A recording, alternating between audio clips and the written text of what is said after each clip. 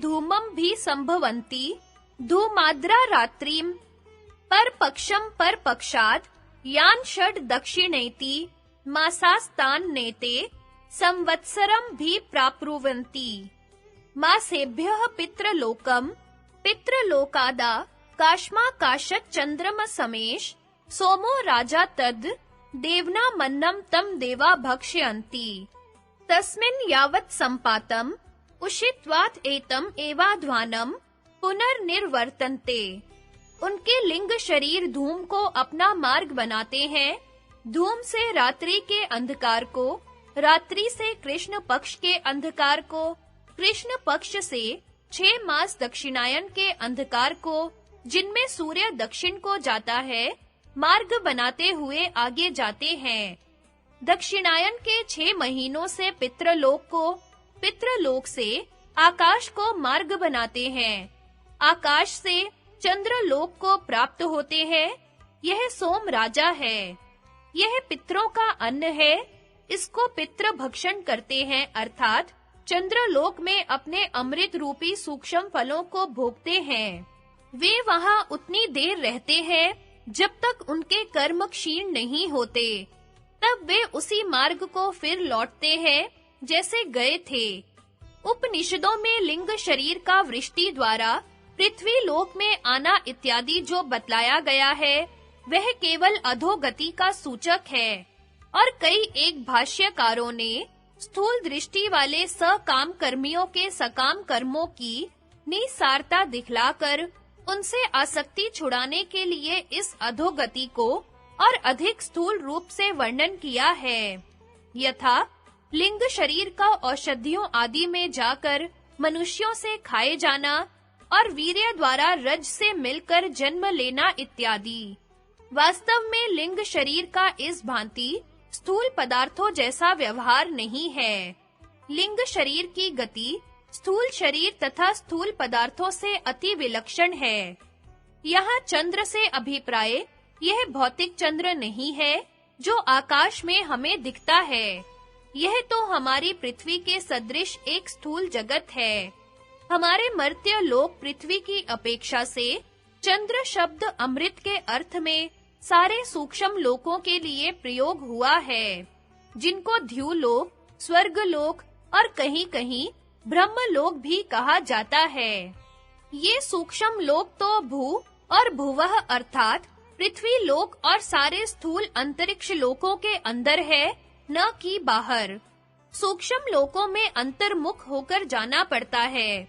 उसी के उल्टे क्रम से सूक्ष्म लोकों से मनुष्य लोक में बहिर्मुख होना होता है। इसलिए लिंग शरीरों का वृष्टि द्वारा पृथ्वी लोक में गिरना, औषधियों आदि द्वारा मनुष्यों आदि से खाए जाने की कल्पना भ्रम मूलक है। देवस्थान से पशु पक्षी आदि नीची योनियों में जाने की बात भी अयुक्त है, क्योंकि सूक्ष्म लोकों में दिव्य शरीर को देने वाला नियत विपाक के प्रधान कर्माशयों की निचली भूमि में मनुष्य शरीर को देने वाले नियत विपाक के कर्माशय ही हो सकते हैं। छांदोग्योपनिषद में अधोगति दिखलाने के लिए उस स्थूल गर्भ का वर्णन है, जिसमें सकामियों को चंद्रलोक के आनंद भोगने के पश्चात मनुष्य लोक में प्रवेश करना होता है, अर्थात अभ्र मेघ होकर बरसता है।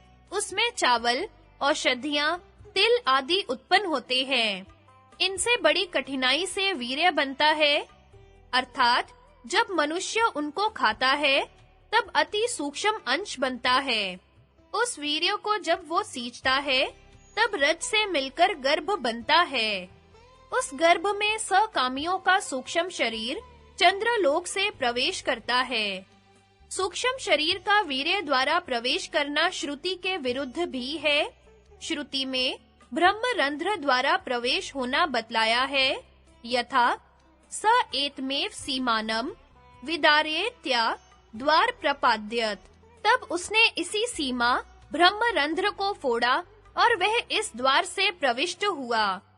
इस लोक में अच्छे कर्म वाले अच्छे गर्भों में और बुरे कर्मों वाला बुरे गर्भों में, अर्थात वे जो इस लोक में शुभ आचरण वाले हैं तत्काल ही शुभ जन्म को पाते हैं, जैसे ब्राह्मण जन्म, क्षत्रिय जन्म, वैश्य जन्म, और जो इस लोक में निंदित आचरण वाले हैं, वे शीघ्र ही नीच जन्म को पाते हैं, जैसे कुत्ते के जन्म, सूकर के जन्म तथा चांडाल के जन्म। देवयान, निष्काम कर्मी पुण्यात्माओं का लिंग शरीर देवयान मार्ग द्वारा आदित्य लोक में आकर मुक्ति को प्राप्त होता है। उसकी पुनरावृत्ति नहीं होती है। निष्काम कर्म विद्या और ज्ञान के प्रकाश से युक्त होते हैं। इसलिए निष्काम कर्मियों की गति सकाम कर्मियों की अपेक्षा दिन, शुक्ल पक्ष और उत्तरायण जैसे प्रकाश के समय तथा प्रकाश के लोकों में होकर बतलाई गई है। यथा अग्निर ज्योतिः शुक्ल षण्मासा उत्तरायणम तत्र प्रयाता गच्छन्ति ब्रह्म ब्रह्म विदो जनाः।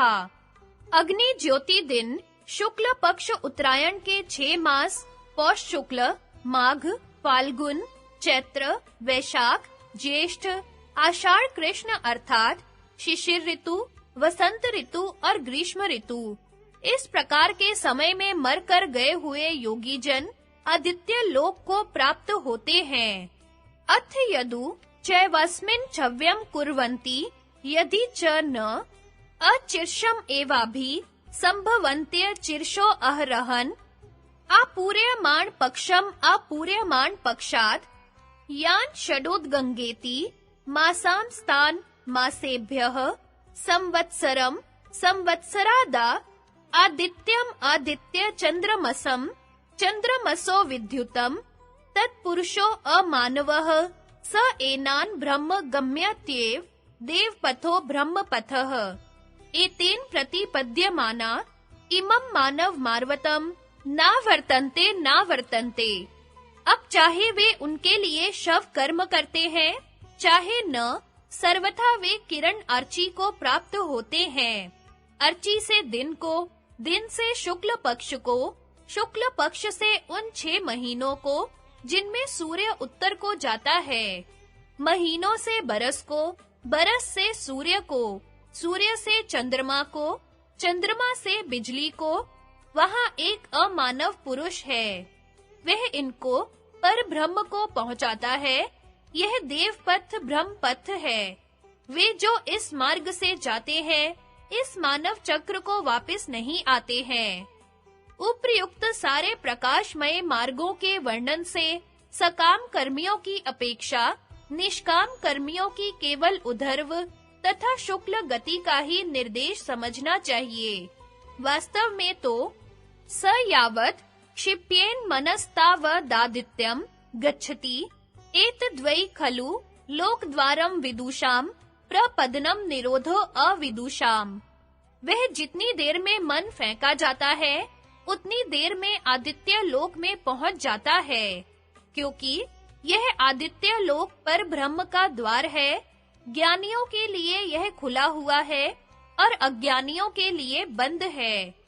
इस उधर्व गति को योग दर्शन के सूत्र में उत्क्रांति शब्द से बतलाया गया है। यथा शतम चैका च हृदस्य नाड्यस्तासाम मूर्धानम भिनीहि सत्रेका तयोधर्व मायन्नमृतत्वमेति विश्वगंग्या उत्क्रमेण भवन्त्युत्क्रमणे भवन्ति। 101 हृदय की नाड़ियां हैं, उनमें से एक मूर्धा की ओर निकलती है। उस नाड़ी से ऊपर चढ़ता हुआ अमृत तत्व को प्राप्त होता है। दूसरी नाड़ियां निकलने में भिन्न-भिन्न गति देने वाली होती हैं। मुक्ति के 2 भेद। वेदांत में मुख्यतः मुक्ति के 2 भेद माने गए हैं। पहला क्रम मुक्ति, जिसमें निष्काम कर्म योगी जो शबल ब्रह्म को तो साक्षात कर चुके, किंतु शुद्ध ब्रह्म को साक्षात करने से पूर्व ही इस लोक से चल देते हैं, वे उपर्युक्त देवयान द्वारा आदित्य लोक में पहुंचकर वहां शुद्ध ब्रह्म को साक्षात करके मुक्त होते हैं। यथा कार्यात्यये तद्ध्यक्षेण सहातः परम अभिधानात्।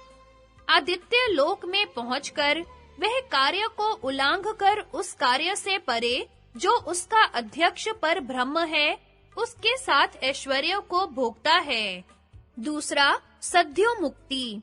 वे निष्काम कर्म योगी जो शुद्ध ब्रह्म को पूर्णतया साक्षात कर चुके हैं, उनको आदित्य लोक में जाने की अपेक्षा नहीं है। वे देह को छोड़ते ही मुक्त हो जाते हैं। यथा यो अकामो निष्काम आप्त काम आत्म कामो न तस्य प्राणा उत्क्रामन्ति ब्रह्मेव सन ब्रह्म्यप्यति। जो कामनाओं से रहित है, जो कामनाओं से बाहर निकल गया है, जिसकी कामनाएं पूरी हो गई हैं, या जिसको केवल आत्मा की कामना है, उसके प्राण नहीं निकलते हैं। वह ब्रह्म ही हुआ, ब्रह्म को पहुंचता है। ब्रह्म के शबल स्वरूप की उपासना और उसका साक्षात्कार कारण शरीर से होता है। शुद्ध चेतन तत्व में कारण शरीर तथा कारण जगत परे रह जाते हैं। यथा यतो वाचो निर्वर्तन्ते अप्राप्य मनसा सह आनंदम ब्रह्मणो विद्वानम न बिभेति कुतश्चन। जहाँ से वाणियां मन के साथ बिना पहुँचे लौटती है, ब्रह्म के उस आनंद को अनुभव करता हुआ सर्वतो अभय हो जाता है। समान जया ज्वलनम। शब्दार्थ समान जयात बराबर समान के जीतने से, ज्वलनम बराबर योगी का दीप्तिमान होना होता है। अन्व्यार्थ समान के जीतने से योगी का दीप्तिमान होना होता है। व्याख्या जब संयम द्वारा योगी समान वायु को वश में कर लेता है, तब समान प्राण के अधीन जो शारीरिक अग्नि है, उसके उत्तेजित होने से उसका शरीर अग्नि के समान चमकता हुआ दिखाई देता है। संगति स्वार्थ संयम के अवांतर फल रूप श्रवण सिद्धि को बताया है। अब श्रवण सिद्धि वाले संयम को बतलाते हैं।